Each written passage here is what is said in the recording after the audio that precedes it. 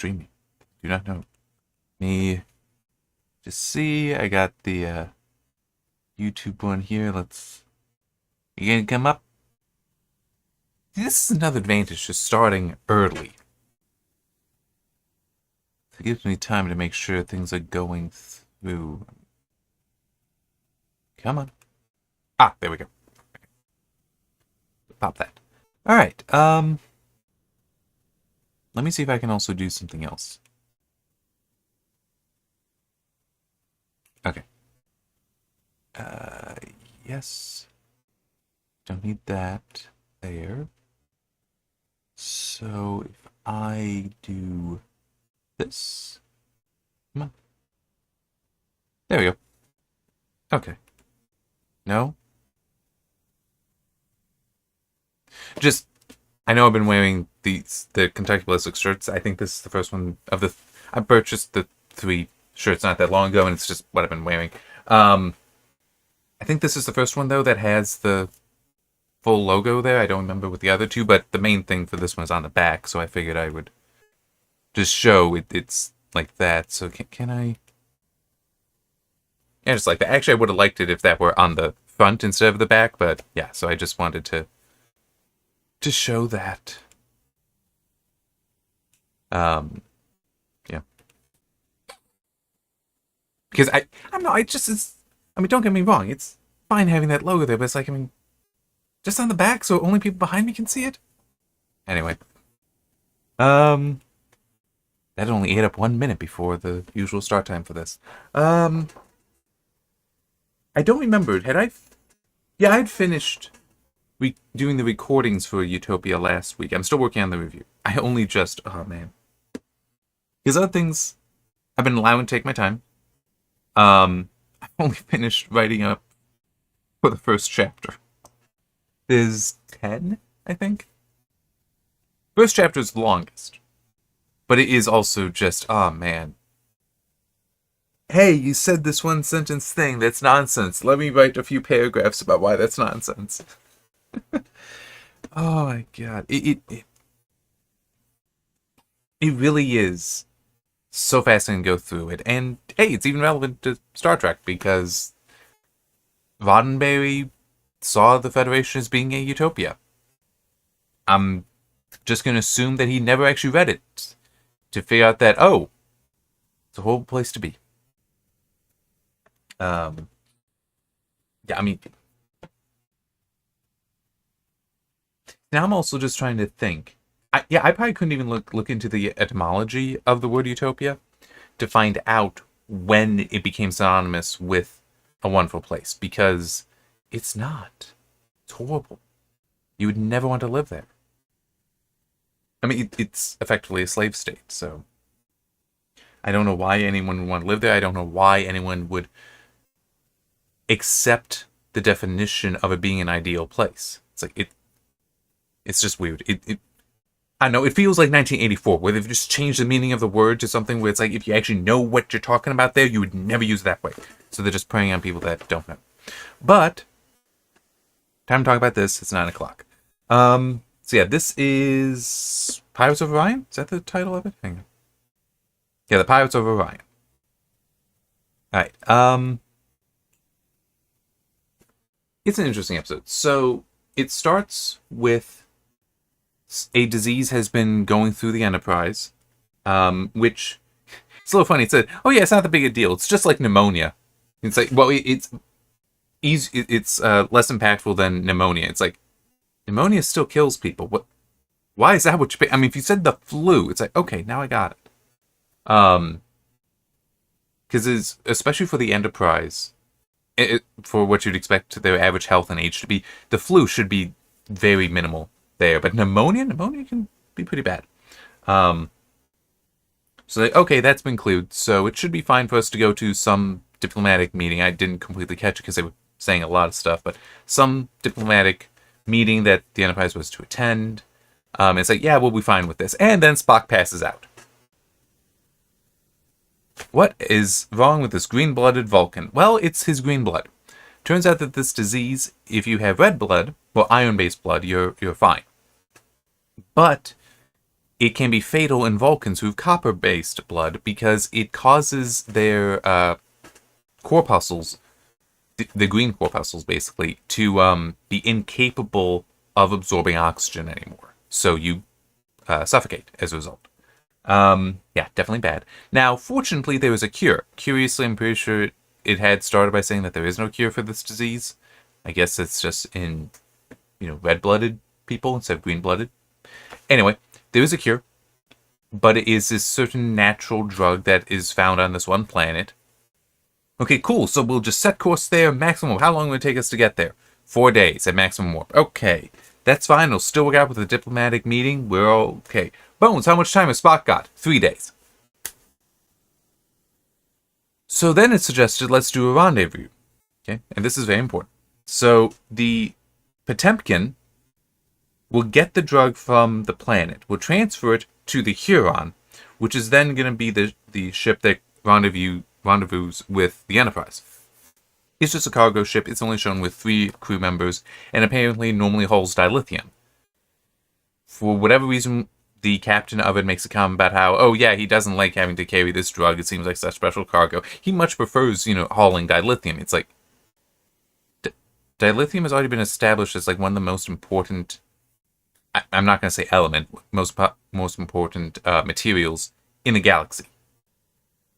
And you feel more comfortable with that than this drug that basically has no use except potentially has no use except treating this disease. That's like saying I feel better hauling oil around than corn or something. I mean, it's like oil's going to attract way more attention than the corn. Anyway. Or I guess penicillin would be better, so it's still a drug. But anyway. They are soon being followed. And days are passing, by the way. So, okay. I need to back up. Spock will die in 3 days, but for about the first 2 of those, he can be treated. There is a synthetic version of the drug that Bones can give him. I didn't quite catch it. If it was...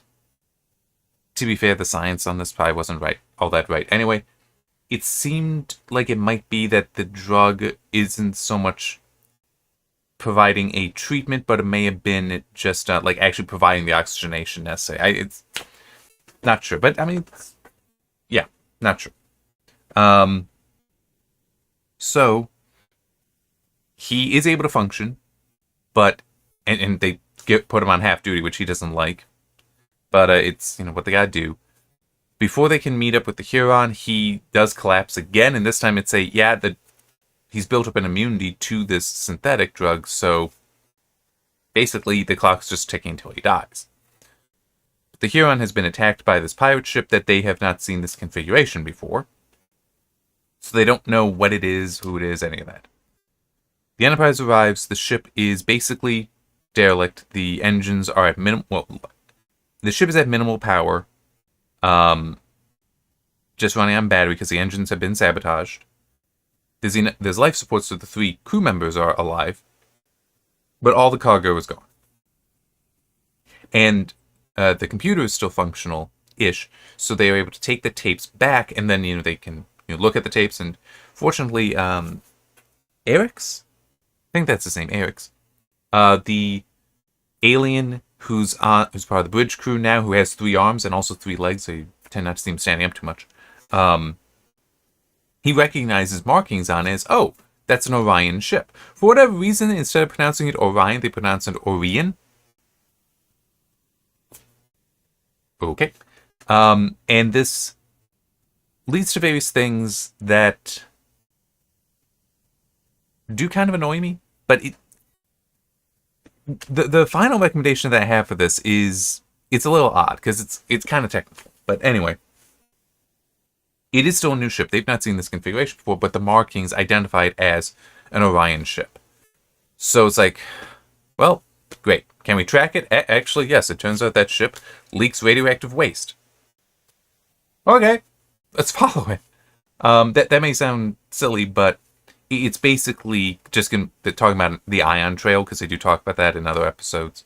Well, I don't remember for this, but definitely in the original series and a lot in TNG, ships leave behind an ion trail, which makes sense because Impulse, so I recall how it's been described is it is the venting of the spent plasma from fusion reactors. At least that's how Impulse works on Federation ships. So it's venting plasma. Well, plasma is ionized. So yeah, that makes sense. Although, well, ionized gas. Although,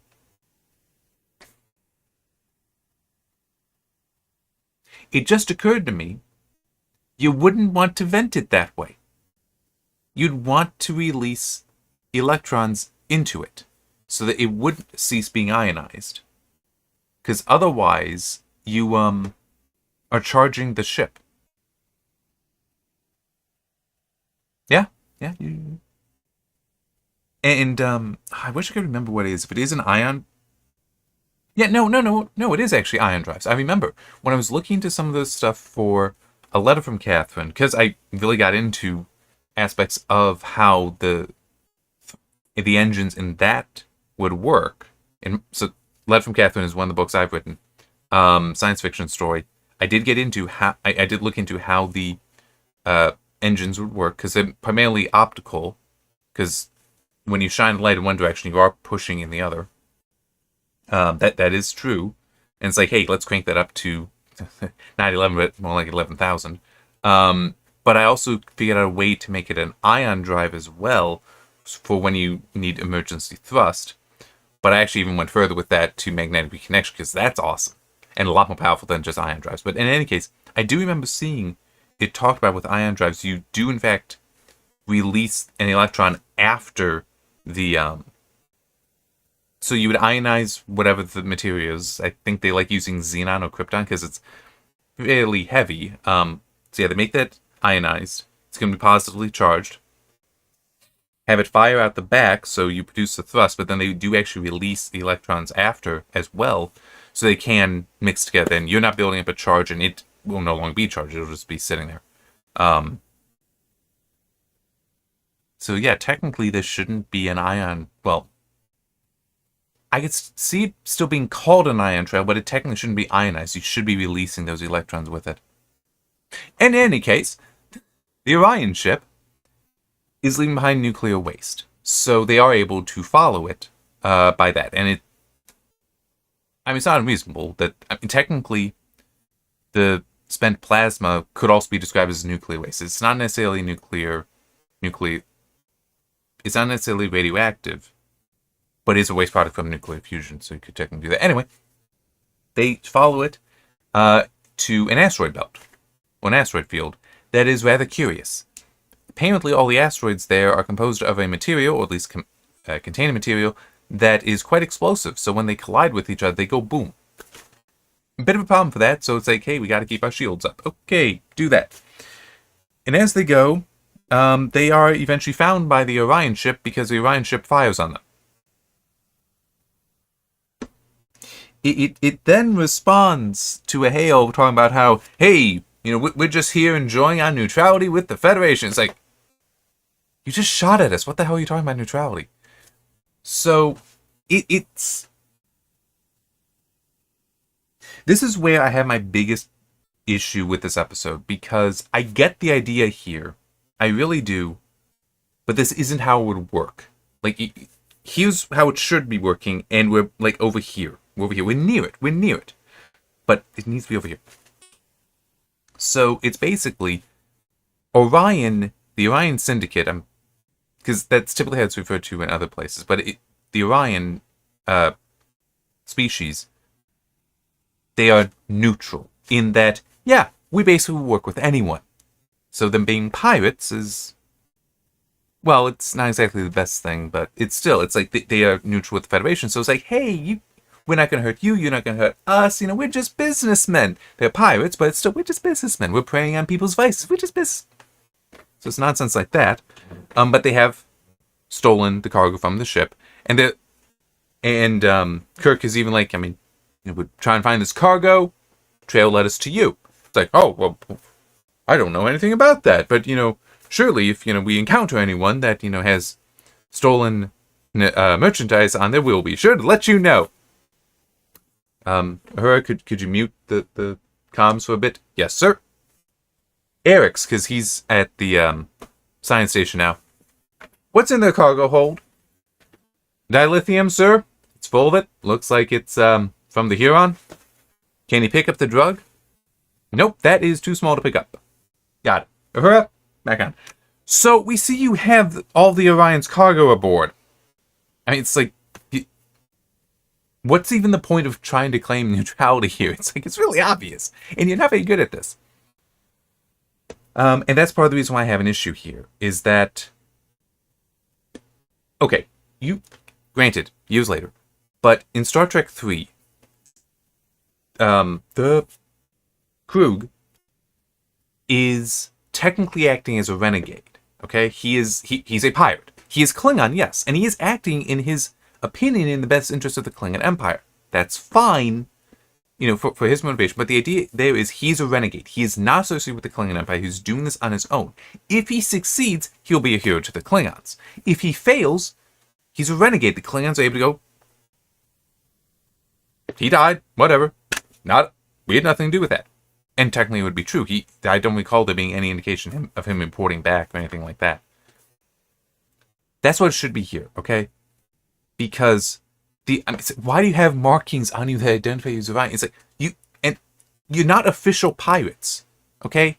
Pirates, by their nature, it's illegal for everyone. Now, if they were privateers, that's different.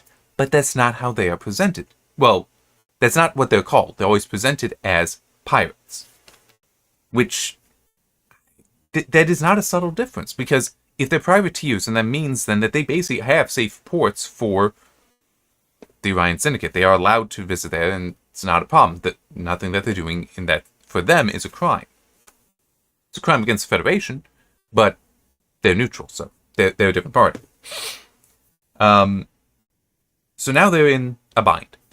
Because it's basically the Orion don't really want to acknowledge their crimes because, well, as is mentioned later, they cannot jeopardize the neutrality of the Orion Syndicate.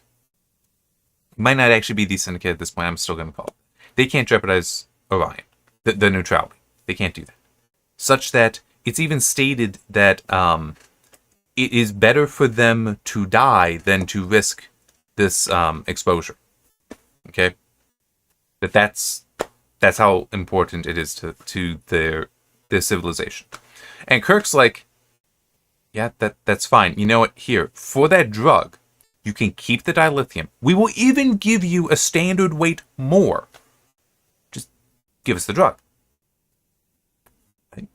And also, we will not turn in the records from the Huron. I will not have any mention of you in my report about this. It's basically, this will have never happened. We have the drug, you have the dilithium. We're done. But the Orion are like, that's a good deal, but we can't trust you. It's the whole that, because they are not trustworthy, they don't trust anyone else. That checks out.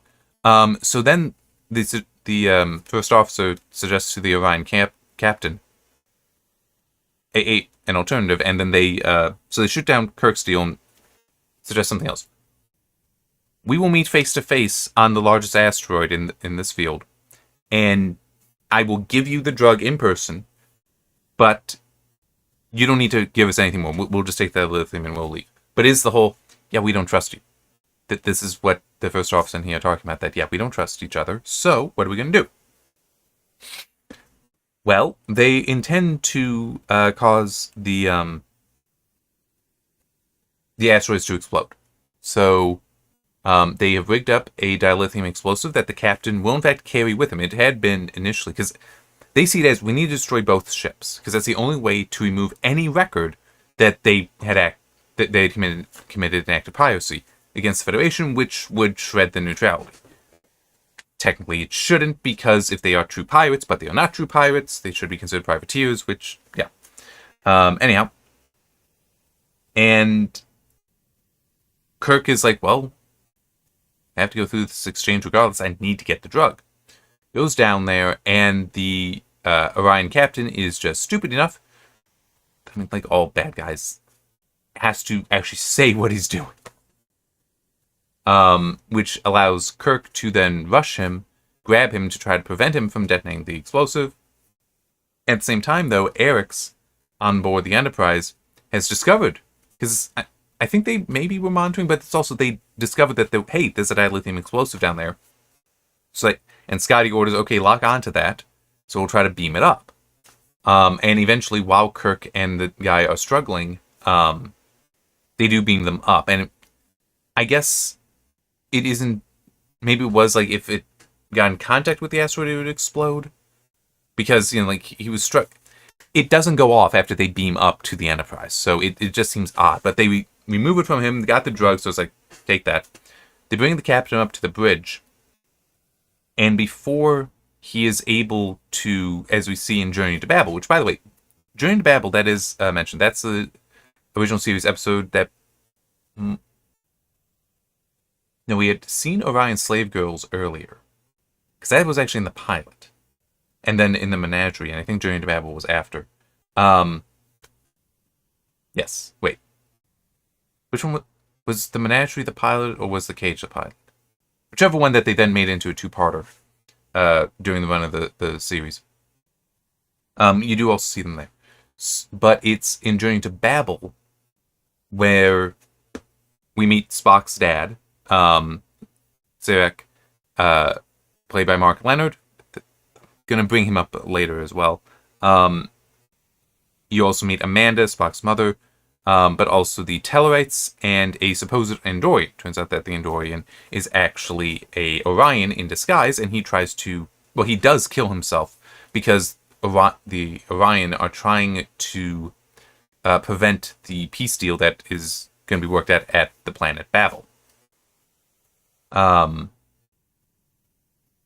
So, yeah. Kirk knows the captain will try to kill himself, so they stop that, has got the pill, and then they hail the Orion ship, which is also going to try to set off its self-destruct, because they need to try to remove as much evidence as possible, and hopefully destroy the Enterprise. That's not a guarantee if they just self-destruct, though. And Kirk commands the captain there to tell them to give it up, because they failed completely. Even if the ship is destroyed and all the crew, the captain, Kirk is going to make sure it stays alive. He's taking the suicide pill away from him. So it's like, no, no matter what, you're standing trial. It's exposed. You are exposed. And so the Orion captain gives up. So does the crew. So now they have the crew in the brig and the ship they are towing. And it's like, hey, this all turned out well, and we got the drug to Spock in time. And the episode actually ends with Kirk going down to sickbay to enter into the middle of an argument between Bones and Spock concerning Spock's physiology. Because apparently Bones suggested that if only he were not Vulcan, if he were human, that this would never have been a problem. Because it's only to somebody with the green blood of a Vulcan that this disease is lethal. But Spock does have the line that he is quite satisfied with his, or quite content with his own physiology. So it's, just the whole, those two having their normal relationship. So yeah, why do I want to bring up Mark Leonard? I have the main issue that I have here, aside from, well, it's all part of the same issue, how the Orions are presented in this, is that it's very unclear.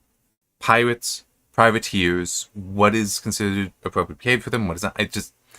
It makes very little sense. Because also, it's like the implication is that they're pirates everywhere. That this is not just a lone thing. It's not just a renegade. This is how they operate. So they're not really that neutral now, are they? In that circumstance, then you might recognize that the planet is neutral. The civilization is neutral. When none of the people are. Which in some cases, that's exactly what happens. Like in Star Trek VI. The Romulans seem that way, or at least the Romulan ambassador seems that way. It was like, hey, I have no opinion. I'm neutral here. I'm just watching. It's like, well, no, you're not actually neutral. We all know you're not neutral. But still, they have to say it. So, yeah, it's like that presentation, I do think is an issue. But it's also this whole Kirk pushing so hard that, hey, you need to spare, hey, don't commit suicide. Because a statement is made that when our missions fail, the expectation is suicide. So, yeah, it's like we're comfortable doing that. And he actually tries to stop them. Whereas in Balance of Terror, where we first see Mark Leonard in the original series, he plays a Romulan commander who has been defeated, and at the end is conversing with Kirk and is saying that, nope, it is our way that we do not accept failure. That the cost of failure, the punishment of failure, is death. So yeah, it's going to explode, and no, you cannot beam me over to try to help me. You can't do any of that. It's even a little bit of just like, don't even come near. Like, I don't want you to come near and potentially be destroyed by the self-destruct of the ship. Just stay out there. You're fine, because he has the Romulan has so much respect for Kirk, and Kirk also has a great deal of respect for him, and so accepts that, yes, that is your way, I'm not going to interfere. And it's just like, we had that in the original series. Why is it here with what is in some ways a very similar situation? I mean, it's because that Romulan ship could be like Krug in that the Romulan ship in Balance of Terror could be like Krug in that they could be declared a renegade, except for the fact that they have a specialized advanced piece of technology. I don't remember what they named the weapon. The cloaking device was not as special. It was mostly the weapon that was special. So it's like that. Yeah, this was probably from the Romulan government, but it still is, in theory, because there was one ship that is doing stuff that has never been done before by the Romulans. It's like, okay, that does seem like it is a renegade. You can make the excuse. It doesn't seem you can do that with the Orion, but it still is this whole. Kirk made no effort with Bounce Tail. Once it was said to him, "This is our way," he respected that man enough to be like, "All right," and just accept that. Here, nope, he's trying to save them, and it's like, why don't you have the respect anymore? I mean, if that is their way, why are you trying to? I mean, it's one thing to capture. I mean, it's like the captain. Sure, you have him. That makes sense. You're going to hold him, and he will be tried. But technically, he doesn't need to be concerned about the crew of the ship, the Orion ship. So it's like all they need to be is like, no, this is our way, and then it's like, all right, fine. That would be more consistent with the original series character. I suspect it might be because it's a cartoon show, so it was targeting kids, and they didn't want to have Kirk behaving in that way. The problem with that, though, kids also watched the original series. I mean, fine if you want to say it was targeting adults or let's say teenagers. I don't think there was anything to that wouldn't be appropriate for a teenager. I don't think there'd be anything in there that wasn't appropriate for kids, though. At least not in a way that I can think of more episodes in TNG where it's like, kid, don't worry about that one. Don't think about that. You'll understand when you're older, kind of thing. Because TNG does have more. Even Deep Space Nine. Don't remember about Voyager. It's been somewhat with Voyager. But I don't remember it as much there. Where basically I know there are discussions about sex in TNG that are more obvious than in other episodes. Or in other series. It's just like, yeah, that might be a bit more awkward. But with the Romulans, that I guess if you want to consider it violence, it's presented very respectfully. And I think that I wouldn't have a problem. I mean, it's like, yeah, if I had a kid and was watching, or just there was a kid watching with me, and they asked questions, I'd have no issue answering those questions. So it's like, yeah, fine, you can be exposed to that, and I can be here and just manage that. I don't know why they figure with this, if that is the reason why, that's like, oh, but it's for kids, we can't have them do it. It's like, we've already done that. It was fine. It's one of the best episodes of the series, too. So yeah, it's stuff like that does annoy me here with this episode. But getting to what my recommendation would be, I'm actually giving it a straight recommendation because I did enjoy it, and it's kind of very much a technicality for a straight recommendation. Because a weak recommendation, there should be specific points in there that I feel are problems. Technically, all this stuff with the Orion is more of I don't like this. I think it wasn't handled well. But it technically still internally works. Well, not so much internally it can still make sense.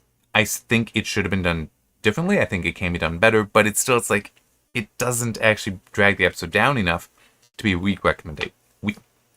sorry, to be a weak recommendation. It isn't at that. So yeah, it's. I don't want to do halves because these categories, even though I have the numeric labels for them, they're not scores. So they are labels to specific categories. And I think there is, on a technicality, it is a straight recommendation. It is. I've got problems with it, but they don't lower to the level of pushing down to a weak recommendation. Because they don't really interfere with my enjoyment. I don't really know how to explain it that well. Aside from what I've already said, it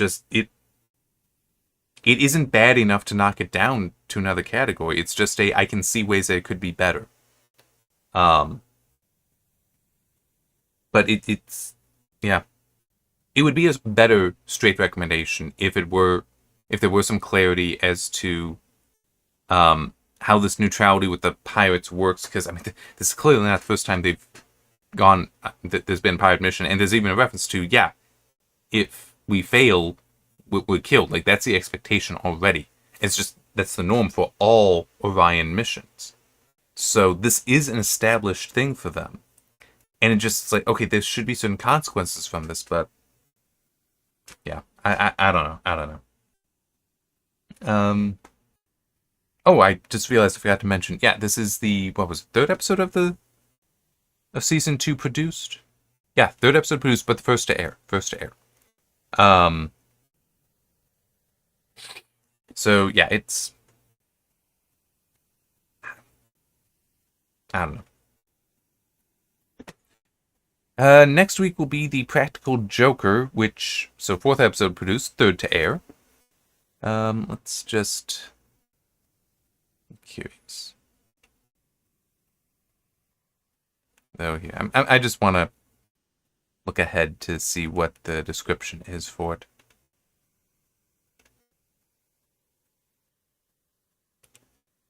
Okay, yes, that was correct. The computer of the Enterprise gains partial sentience and a taste for playing practical jokes on the crew. That has potential. It's been, I feel like it's been done, although maybe it's only been done after this, but still, we can work with that. I'm trying to think if there's anything else to mention. Nothing, well, there are some thoughts that are coming to mind, but I don't really want to do them. I mean, I have been seeing some stuff with, like, the new information for... You know what? No, I will do this one. I will mention this. So I saw some stuff concerning the season 3 for Rings of Power from Amazon, which I have not watched any of it. I have negative interest in watching it because nothing about it seems good. And, you know, I'll even mention this, because one of the things that happens in there is isn't it Orion? The sacking of Orion? Or am I thinking about a different event? Which I haven't read Silmarillion, and I still know enough about that history of Middle-earth to know they have nothing correct there. But one thing that happened is I've seen clips from when the orcs were trying to attack the elf city. That actually really annoys me. And this kind of relates to the other thing I want to mention. They were showing the orcs using trebuchets. And that pisses me off, because in Return of the King, the orcs are using catapults. So a less advanced piece of technology. So it's like, how did they regress over, despite being thousands of years later? Okay, there's that, but there was also, when I noticed that years ago watching Return of the King, it made sense to me as because the humans, Gondor, is using trebuchets. And it's like, that makes sense. It's a more advanced technology. The humans are supposed to be more advanced than the orcs. So that dichotomy there, that difference there, is actually very appropriate. And it's also like how it seems the armor and weapons of Gondor also seem more advanced, or at least higher quality than the orcs. Which makes sense, because the orcs should be cruder. They should have less development. So that all made sense. And then, so seeing trebuchets in the clips from that show, it's like, no. Like, this, I can give you reasons why you shouldn't do that, even without having to cite the books. I'm citing the movies. So there's that. I saw something today where apparently they've decided to have a good orc. That's already a problem, because that's in Tolkien's lore, orcs are just completely evil, fallen, malevolent, malignant creatures. There is no good to them. That's not a possibility. They are irredeemable. Okay? Like, that is their existence in there. But they want to put in a good orc because they don't understand that evil exists, I guess. But one thing that I saw, and it looked like this may have been IGN describing it, that a way to show that, hey, this orc has not just turned against Sauron, but is a nice guy, is him writing poetry.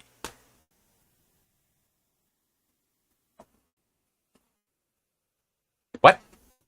And it's kind of like what I was saying about, like, with this, because, kids show, we can't have them committing suicide. It's like, no, you can work with that. That's fine. They did in the original series. It feels like that, in that it's the people writing this. I don't know if it's an IGN kind of thing, or if it is actually Amazon chose to do this. But that idea that, oh, writing poetry is proof that you're a nice guy. I don't... That is so shallow. Because you could have somebody who's very evil writing poetry. There's no reason why you can't. And you can also have poems that are incredibly violent. Like the Iliad. Remember, that is a poem. So is the Odyssey. But the Iliad... I mean, true, it's been a bit since I read them both. Like a year or two, I think. The Iliad has a lot of violence in it. A lot of people killing and being killed. So it's like, yeah, what? It just was... It is so stupid, because it is also... It's like, why would you think that poetry is going to make it better? I just...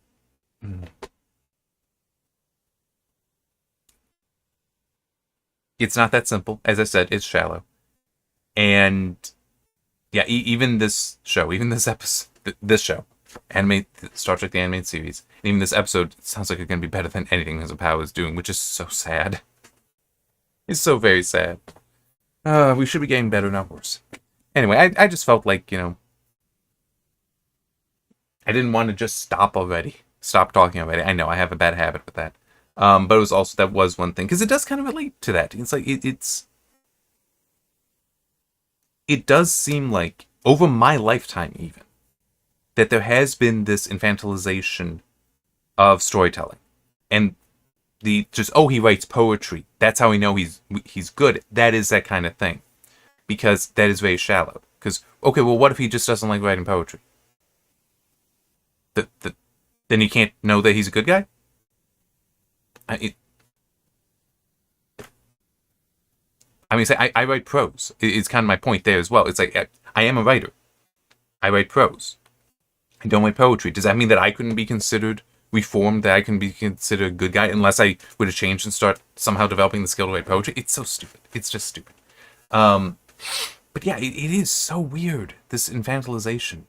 Because I remember watching shows in the 90s, also reruns of older stuff, where people were treated with more respect. And it's kind of like... Was it actually in this?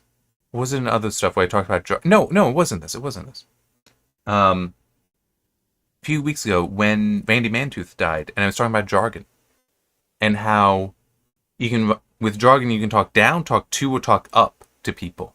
And Emergency, the show that Randy Mantooth was on, and most famous show he was probably on, a very significant show, that was talking up jargon. That was completely appropriate for kids, because it was handled appropriately. It was handled respectfully. And it just, today, you can't even handle the idea that of orcs that are just irredeemable evil. It's like, we can't even do that. It's like, what is going on here? Now, true, Emergency, older show, but it's... I'm just looking at... I've got Batman the Animated Series, which I was able to watch when that was first on. Superman the Animated Series, same thing. Batman Beyond, same thing. Static Shock, I don't have that, but... Justice League. Family Matters I've got here for live action. I've watched... Home Improvement. I don't own that though, and I probably wouldn't. When I watched through it 2-3 years ago, I was not as impressed. I remembered liking it better as a kid. But also, actually, there you go, Deep Space Nine. The Jem'Hadar are evil in that they are bred for this. They are bred for war. So it is a yes. We do have to kill them. But there's also that recognition that so much of it is tied to the Quetzal White that if that problem can be solved, then maybe we can handle this. That then maybe we can do something about it. Maybe we can deprogram them from their violence. But there were multiple episodes. The one where Bashir and O'Brien are on, they've crashed on a plane that has actually has renegade, technically Jem'Hadar, because one of them he isn't dependent on the Quetzal White and is trying to get the Jem'Hadar with him to also break the addiction. And he figures that, hey, it happened to me when I was on this planet, so I brought them here, so hopefully it'll work for them. It's not. He ends up having to kill them, but it still is kind of demonstrating that, yeah, he has to kill his own men. Because there's also, the addiction, the withdrawal symptoms of Quetzal White for Jem'Hadar does cause them to be incredibly violent. Okay, that's why you need to cure the Quetzal White, but it's like he is forced to do that. There's the episodes, I think might be, where they have to, the Federation actually works with the Dominion in order to stop. It's very early on, so it's like the war may have started, but it wasn't yet really heated, because a group of Jem'Hadar had found an Iconian portal, and it's like, hey, this is bad for everyone if we don't stop them. And the Jem'Hadar, after they've destroyed the portal, the Jem'Hadar there killed the Wayun with them because, well, Wayun sucks. Some of those clones are better than others, but still is just the whole. Yeah, because it was also the Wayun was planning to kill them all, because he can't let the secret of the portal go out, and he can't let any belief of renegade or rogue Jem'Hadar come out. Jem'Hadar rebellion, you can't allow that. So the Jem'Hadar kill him, because it's like, yeah, we were planning on doing that from the start, because like, no, we're going to hunt down and kill all of the other Jem'Hadar here, because that is their duty. And then, oh crap, what was there's also the one, which, was that season 5 or season 6? They have crashed on a planet. Yeah, I think it was, they had captured one of the Dominion ships, the like scarab-looking things, the Jem'Hadar fighters. They destroyed a Quetzal White depot. While escaping, the ship was damaged. It crashed on a planet. Turns out there's also a group of Jem'Hadar and a Vorta who had also crashed there. And so now it's oh crap, we gotta kill each other kind of thing. And Sisko at the end even tries to promise, because he makes sure the Jem'Hadar know that, yeah, they were set up. The Vorta has set up to kill them. And the Jem'Hadar still acknowledges the whole, doesn't matter. I have to follow the Vorta's orders. I know that will lead to our deaths. Still have to do it. And even though you are offering me a way out, I still have to do this. I have to. Yeah, and it kind of goes back to the Romulans in Balance of Terror, where it's like his honor demands him to do this, but it still is that's very, when you think about it, that's very dark, that's very disturbing, and can trouble a child.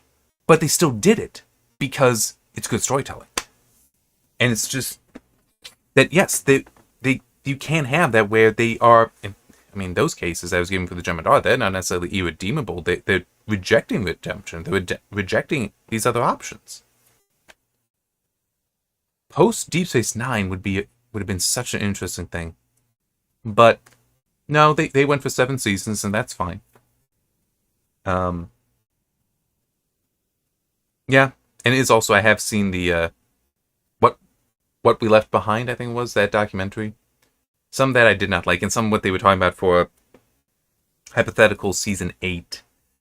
I don't know. I don't think Kira becoming a Vedic is a good idea. That doesn't quite seem right for her character. That she would, because Vedics are essentially Bajoran priests. It's like, I don't think that's quite right for her character. Maybe, but you need like so much explanation there for how that would necessarily work for her. But anyway. Um, how long have I been going? 45 minutes. But yeah, I mean, it's just to try to wrap that up. And I know I probably wasn't really describing it too well. It is weird how it seems like we just cannot. Well, no, we can have the serious stories. We can't have these sincere stories today. It's just some people don't want to tell them, and it's the people in charge don't want to tell them, which I really don't know. I really don't know what kind of answer there is to that. I'll also mention this as well because started recently watching through Stargate SG-1. I don't remember if I mentioned that or not. Which I've seen that show multiple times, watching it through with my parents though, because my dad has seen it, my mother hasn't before. So, but the Jaffa are also kind of like that with the Jem'Hadar, in that they are not necessarily irredeemable. By the end of the series, they are, because they're not that forced into violence as the Jem'Hadar are. But there is a definite. There's various times where they choose. There's some that choose that lifestyle. They could leave it, but they choose not to. They could choose freedom, but they choose the slavery under the gold. In part because they're so brainwashed to believe it, to believe that it is good, but it still is. You have that there, and that was presented. And yeah,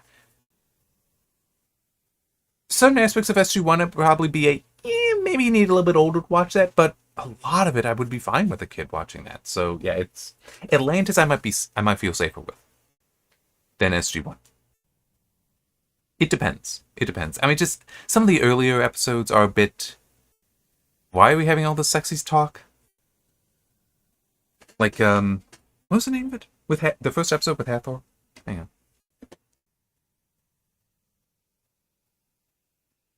Let me have a look. TV.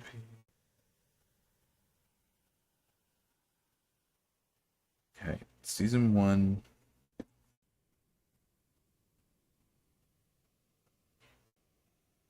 Oh no, it's just titled Hathor. It's like that one.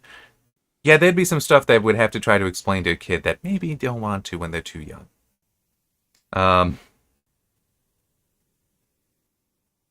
Brief Candle also. I think a lot of it would just actually be season 1. But so in that case, it would just be. Well, I'd be tempted to skip Emancipation just because it's not that good an episode. But Brief Candle, I could see potentially skipping. Hathor, which would just be awkward as far as she does appear later. Just looking at season 2. I mean, when we get to Jolana's memories, that could be awkward.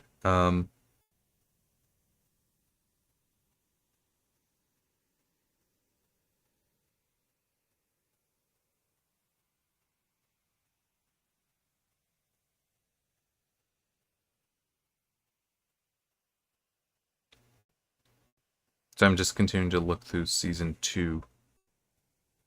Yeah, you get to Out of Mind, that's where Hathor reappears.